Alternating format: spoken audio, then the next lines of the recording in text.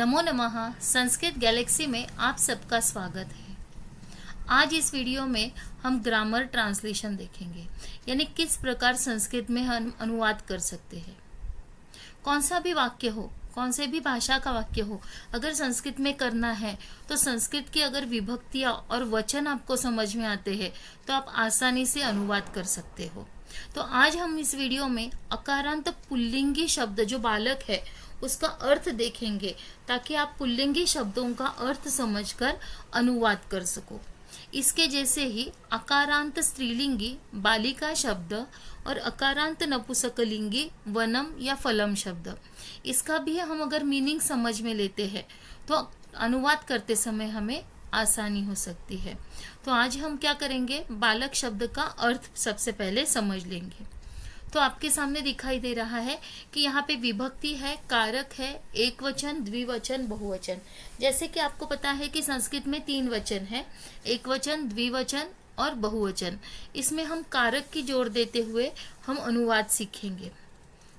तो पहला जो शब्द है, पहला जो विभक्ति वाला है, बालकः, बालकौ, बालकाः प्रथमा।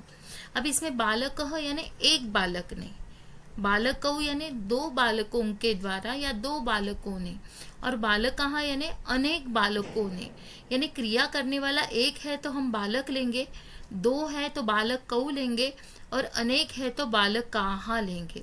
और हमेशा जो करता रहता है वो प्रथमा विभक्ति में ही रहता है। तो दूसरा है द्वितीय विभक्ति का, बालकम, बालकौ, बालकान द्वितीया। बालकम यानी बालक को, बालकौ यानी 2 बालकों को, और बालकान यानी अनेक बालकों को। इस प्रकार द्वितीय यानी कर्म कारक है, ऑब्जेक्ट होता है, और जो ऑब्जेक्ट कर्म रहेगा वो हमेशा द्वितीय विभक्ति में रहता है। तृतीय विभक्ति, बालकेन, बालकाभ्याम, बालकैः तृतीया। बालक ने यानी बालक से, बालक के द्वारा, बालकाभ्याम यानी 2 बालकों के द्वारा, बालकैः यानी बहुत बालकों के द्वारा या 2 बहुत बालकों से। इस प्रकार जिसकी सहायता से क्रिया की जाती है वहां पे करण कारक यानी तृतीय विभक्ति का यूज करेंगे। चतुर्थी संप्रदान कारक होती है। चतुर्थी विभक्ति में कौन सा है, बालकाय, बालकाभ्याम, बालकेभ्यः चतुर्थी।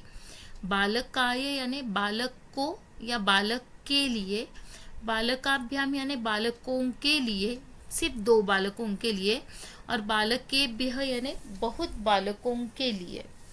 पंचमी आपादान कारक होती है। बालकात, बालकाभ्याम, बालकेभ्यः पंचमी। बालकात यानी बालक से, बालकाभ्याम यानी 2 बालकों से, और बालकेभ्यः यानी बहुत बालकों से। षष्ठी विभक्ति संबंध कारक होती है। बालकस्य, बालकयोः, बालकानां षष्ठी।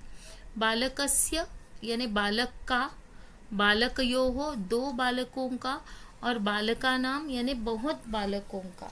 यहाँ पर 2 कर्ता में या 2 इसमें संबंध दिखाने के लिए षष्ठी विभक्ति का प्रयोग किया जाता है।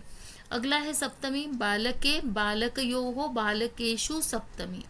यानी बालक के यानी बालक में या बालक पर, बालकयोः 2 बालकों में या 2 बालकों पर, बालकेषु बहुत बालकों में या बहुत बालकों पर। इस प्रकार अधिकरण कारक इंद का जो मीनिंग होता है वहां पे सप्तमी विभक्ति आ सकती है। और लास्ट की विभक्ति है संबोधन। संबोधन यानी आवाज देने के लिए हम ये शब्द का प्रयोग करते हैं। हे बालक, हे बालकौ, हे बालकाः संबोधन।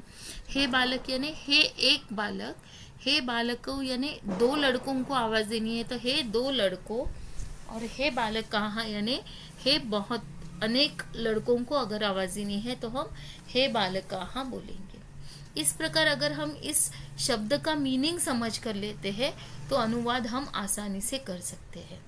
जिस प्रकार प्रीपोजिशन इंग्लिश में अलग होते हैं, संस्कृत में वो शब्द के साथ जुड़ जाते हैं। इसलिए संस्कृत कम शब्दों में हम ज़्यादा से ज़्यादा मीनिंग हम बता सकते हैं। तो हमें सबसे पहले ये शब्द लर्न करना पड़ेगा। शब्द लर्न करते समय आपके सामने तालिका है, इस प्रकार से आप लर्न करोगे तो जल्दी हो जाएगा। बालकः बालकौ बालकाः प्रथमा, बालकं बालकौ बालकान् द्वितीया, बालकेन बालकाभ्यां बालकैः तृतीया, बालकाय बालकाभ्यां बालकेभ्यः चतुर्थी, बालकात् बालकाभ्यां बालकेभ्यः पंचमी, बालकस्य बालकयोः बालकानां षष्ठी, बालके बालकयोः बालकेषु सप्तमी। हे बालक, हे बालकौ, हे बालकाः संबोधन। ये टेबल अगर आप ठीक ढंग से लर्न करोगे तो आपको ग्रामर और अनुवाद इजीली जा सकता है। तो नेक्स्ट वीडियो में हम आकारांत स्त्रीलिंगी बालिका शब्द और अकारांत नपुंसकलिंगी वन शब्द, इसके शब्दों के मीनिंग और किस प्रकार अनुवाद करना है, यह हम सीखेंगे। धन्यवाद।